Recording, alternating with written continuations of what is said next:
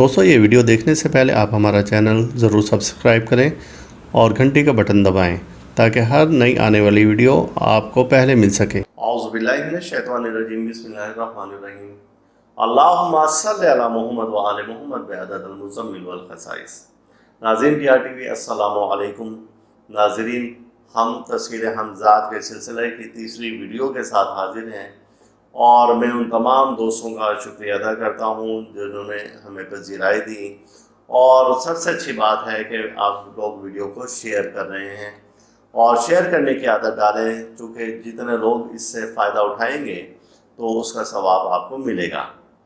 अब बात है कि बहुत से दोस्तों ने पूछा था इनबॉक्स में, व्हाट्सएप में कि यकसुई के बारे में आप वजाहत करें कि हमारे यहाँ यकसुई पैदा नहीं होती, हम वजीफ़ा कर रहे होते हैं और मुख्तलिफ़ सवाल और ख़यालात की भरमार हमारे जहन में होती है, इसको हम कैसे दूर करें। तो आपको मैं बताता चलूँ कि यकसुई इंतहाई आसान तरीका है इसका, कि आप यूँ कह लें कि हमारा ये जो दिमाग है ये एक कमरे की मानिंद है। अब इस कमरे में बहुत सा कबाड़ रखा हुआ है और फिर उसको हमने शऊर की हालत में वो कबाड़ इतना ज़्यादा है कि हमने उसके दरवाजे को बंद किया हुआ है हालत शऊर में। जब हम ग़ुनूदगी की हालत में, नमाज की हालत में या मुराक़बे की हालत में या किसी वजीफ़े की हालत में जाते हैं तो उसका दरवाज़ा हल्के से खुल जाता है और वो जो हमने छत तक भरा हुआ सामान वो बाहर गिरना शुरू हो जाता है, यानी कि ख़यालात की भरमार शुरू हो जाती है।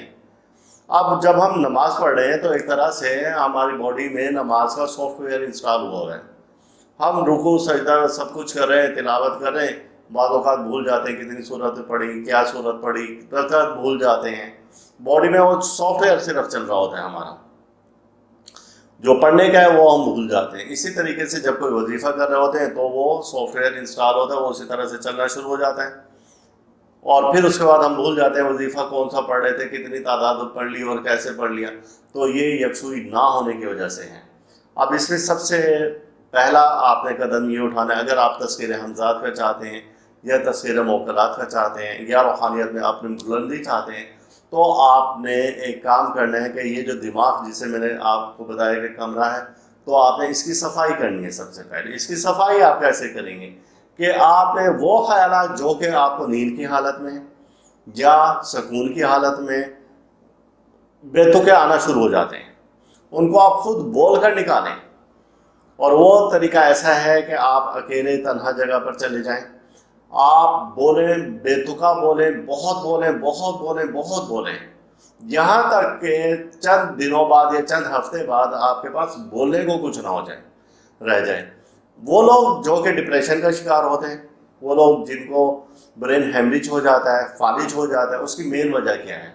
उसकी मेन वजह यही है कि वो सोचते रहते हैं, सोचते रहते हैं, सोचते रहते हैं। और मैं आम दोस्तों से ये कहता हूँ कि जो दिल है ना, ये दिल को आप एक चूल्हे की मानिंद एक अलाव समझें और एक आग समझें, और ये जो हमारा ऊपर का हिस्सा है आप इसको प्रेशर कुकर समझें। अब यहाँ से ख्यालात उठते हैं और वो बढ़ते जा रहे हैं। अब जब तक आप यहाँ से अपना प्रेशर रिलीज़ नहीं करेंगे तो क्या होगा कि ये फट जाएगा।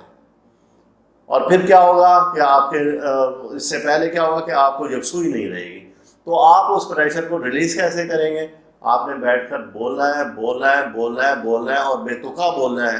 किसी भी एक मौजू को पकड़ेंगे नहीं। यानी कि ये जो हमने कबाड़ खाना एक बनाया हुआ है, कमरा जिसे हम दिमाग कहते हैं, इसके सारे कबाड़ को बाहर निकाल के फेंक दें। अब इसकी सफाई करें। अब आप इसमें तरतीब से चीज़ें रखें तो फिर देखें कि किस कदर रोशन ख्याल हो जाएंगे, आप रोशन ज़मीर हो जाएंगे। अब जब ये कबाड़ खाना मौजूद था, आपसे कोई कहता है यार आपको फ़लाँ वक्त की एक बात याद है, तो हम सोच में पड़ जाते हैं यार वो क्या बात थी। फिर सोचते सोचते हमें याद आता है हाँ ये बात थी। अब कहाँ वो बात याद नहीं आ रही थी 1 मिनट की भी, लेकिन अब हमें जब वो हमारे हाथ वो पूरी फाइल लग गई उस कबाड़ खाने से, यानी तो अब हम बैठ के उसे 3 घंटे की पूरी कहानी सुना देते हैं। तो लिहाजा हमने जो बेतुका सामान रखा है, यानी कि ख़यालात की भरमार की है, सबसे पहले हमें वज़ाइफ में अगर हम बुलंदी चाहते हैं तो हमें सबसे पहले यकसुई पैदा करनी होगी।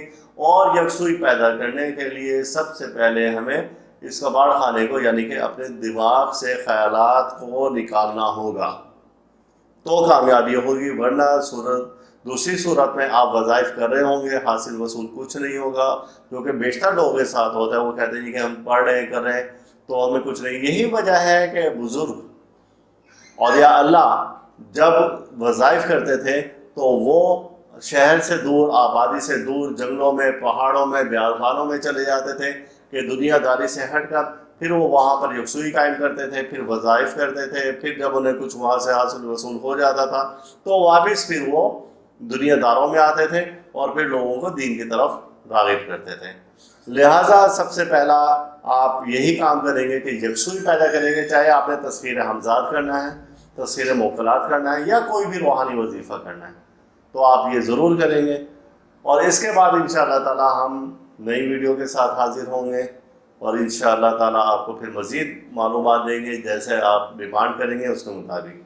اللہ تعالیٰ ہم سب کا روحانی مزاج اسی طرح سے برقرار رکھے، محمد وال محمد کے صدقے تو خیر۔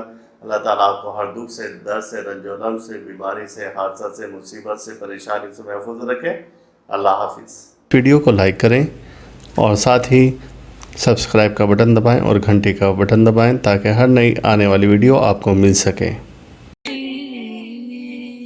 یا ایھا المزمل، یا ایھا المزمل، یا ایھا